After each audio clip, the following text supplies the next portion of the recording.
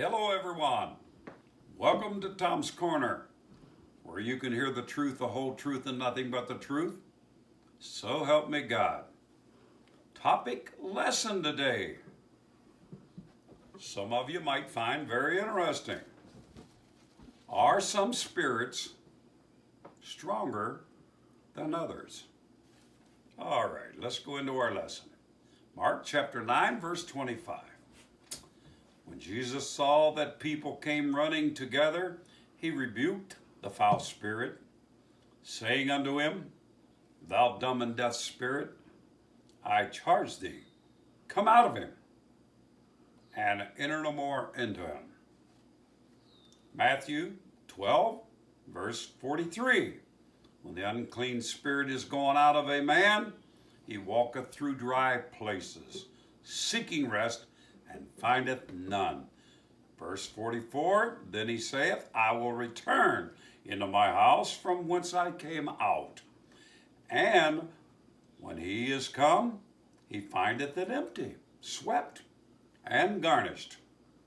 Number 45, verse 45, then goeth he. And now we're still talking about that spirit. Then goeth he and taketh with himself 7 other spirits more than himself, and they enter in and dwell there. And the last state of that man is worse than the first. Even so shall it be also unto this wicked generation. I'm going to stop right there. Jesus was talking about the wickedness that was in the land at the time that he was walking in the land. And I believe with all my heart, the reason they had so much wickedness there at the time of Christ is because about every demonic spirit under the sun was congregating around Israel, because they knew now that Christ, the Messiah, had been born and was there in those cities. Also, notice what it said again about the spirit. The person that had the spirit, when he was cast forth, he didn't do anything with his life. He didn't get deep into God or to say his prayers like he ought to. Guess what happened? As he was wandering, and it talks about dry places. I don't know what kind of dry places that a spirit could roam in, but apparently this disembodied soul is what they call that spirit, did not like not being inside of someone. Okay? Now that we got that straight, let's go on. Please note, verse 20, when the person that could not hear or speak, which in prior times would foam at the mouth and gnashed his teeth and would be moaning out loud and even fall into a fire if he could get to near one, or a body of water. In other words, this demonic spirit tried to kill him in all variety of ways. The question is, why?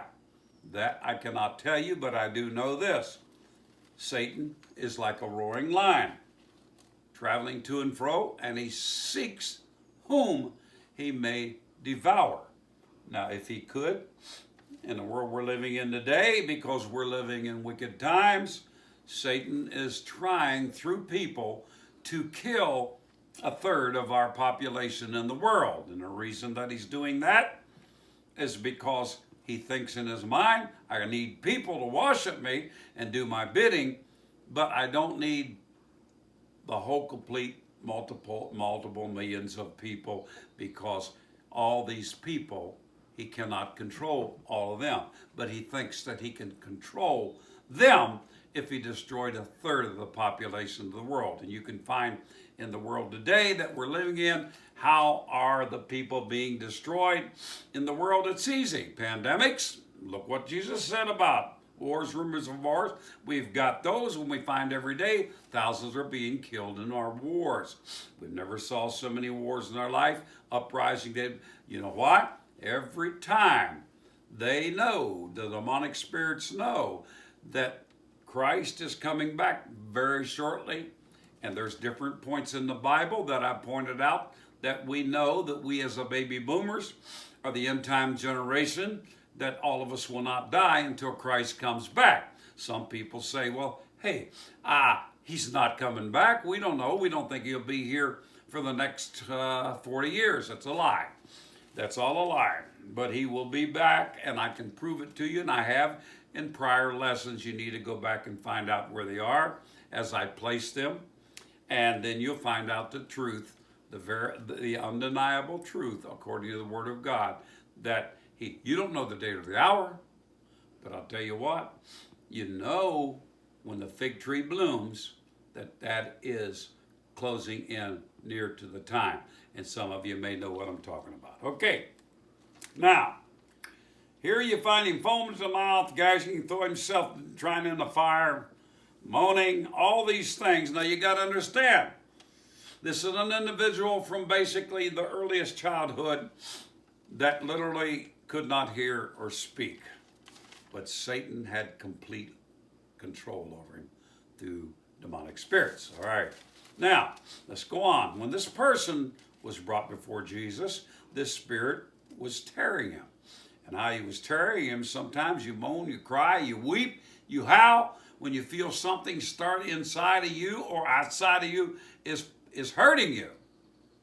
And apparently this was what happened to him, that it was tearing him almost apart, and he fell on the ground and he wallowed foaming. Okay? Now listen to this. When he was brought to Jesus, the spirit, even though that he was dumb and he could not hear or speak, he automatically fell on the ground, wallowed, and foaming. Because why? Because what? Wait a minute. Now this is my compadre. There's only 2 times in a lot of these lessons, and this is the second trip on this. There won't be a third. All right. Now, go back to our lesson. The individual fell on the ground, was foaming at the mouth. Okay, thrashing, foaming. Now, he did this because the spirit was trying to do all he could do to kill this individual. You see what I'm talking about? Because the spirit recognizes the man of God. Do you understand that? The man of God. All right, now, let's go on. All right. Christ's disciples couldn't cast this devil out, or the spirit out. Jesus actually rebuked the Father for his actual lack of faith. Then Jesus cast the spirit out. Now, something here I want you to see.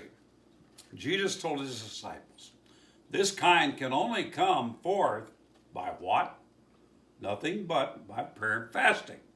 Certain demonic spirits that have a lot of authority, the way you're going to get them out is if you fast and you pray. Why do you do that?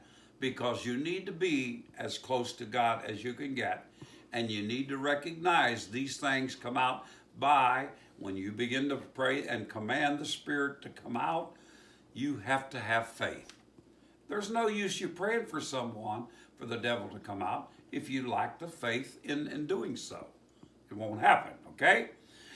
Now, he told him, prayer and fasting. It seems this spirit was more powerful than others. What made this so? Okay? That's what we need to try to figure out. Remember, this person was like this from early childhood, right? Also note, Jesus did not ask him, get this, his name. Did you know that? Jesus didn't ask him what was his name. Now stay with me. When referring to the spirit, his name, as he did to the Gadarene. Many of you remember the Gadarene that had a legion of spirits in him. You understand? So, this person probably had no utter mind control. Remember, deaf and dumb, a little child up. The spirit completely ruled and dominated him. Now, over himself at all. He didn't have any control over himself at all. Most people that are possessed don't even know they are. But they at times lose control, or total control of themselves, and have no resistance to sin. Now listen to this very carefully. Such as road rage. Many people get killed over road rage. You get so angry over something simple, they can't control themselves. This happens, they had no control, pull a gun out, they shoot the individual. And they get so angry, again, what I just said, they kill someone. Someone ever make you so mad you want to kill them? You didn't do it. Why? You had restraint. When the restraint's gone, what do? You kill. Okay? Now, to bring the devil, but if you want to bring the devil out of someone, it is better that the person has a desire to be set free. I'm going to tell you why. If they are not, if they don't have a desire to have that devil cast out of them, even though they're doing wickedness and things that's ungodly, and people recognize that this is not the person that I know before, you waste your time. Then the spirit can enter back in at any time, and they will become worse than they ever were before. Avoid places and things that pull you back into sin.